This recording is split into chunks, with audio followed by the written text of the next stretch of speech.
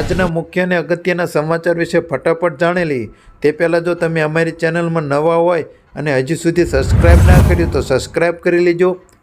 ઠંડીને લઈને મહત્ત્વના સમાચાર સામે આવ્યા છે. ઠંડીની વાટ જોતાં ગરમ કાપડનું બજાર જોરમાં છે. શિયાળાની શરૂઆત થતાં જ અમદાવાદમાં ગરમ કાપડના વેપારીઓનું આગમન થઈ ચૂક્યું છે.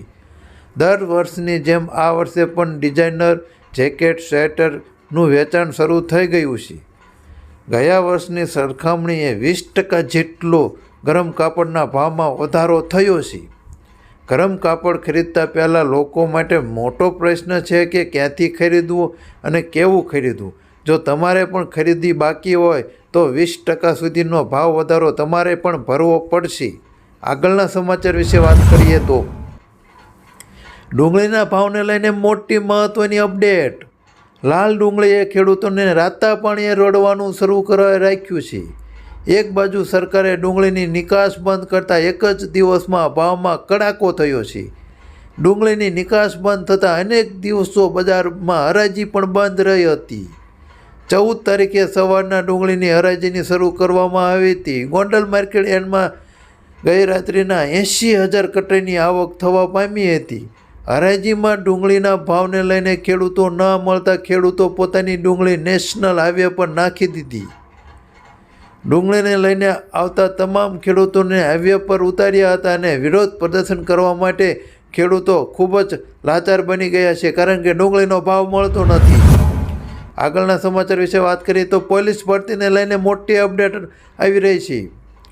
પોલીસ કર્મીઓને લઈને મહત્ત્વના સમાચાર સામે આવ્યા છે, જેમાં હાઈકોર્ટે પોલીસ ભરતીને અંગે માહિતી આપતા સરકાર ગુજરાતને આદેશ આપ્યો છે. વર્ષ 2023ની સ્થિતિએ મુજબ ખાલી પડેલી જગ્યા ભરવાનો આદેશ પણ આપ્યો છે. ગુજરાત હાઈકોર્ટે કહ્યું છે કે કેટલાક પોલીસ કર્મીઓની ભરતી કરી છે, તો બીજી તરફ લોકસભાએ ગુરુવારમાં શિયાળુનું સત્ર શરૂ થઈ ગયું ત્યારે કોંગ્રેસના 15 સાંસદોને બાકીના શિયાળુ સત્રમાંથી સસ્પેન્ડ કરવામાં આવ્યા છે. આગળના સમાચાર વિશે વાત કરીએ તો રાજકોટ માર્કેટના ભાવ વિશે વાત કરશું. રાજકોટ માર્કેટ યાર્ડમાં વહેલી સવારથી પાકોની આવક થવા પામી હતી. રાજકોટ માર્કેટ યાર્ડમાં કપાસ, મગફળી, સોયાબીન, લસણ, કઠોળ અને શાકભાજી સહિતના પાકોની મોટા પ્રમાણમાં આવક થઈ હતી.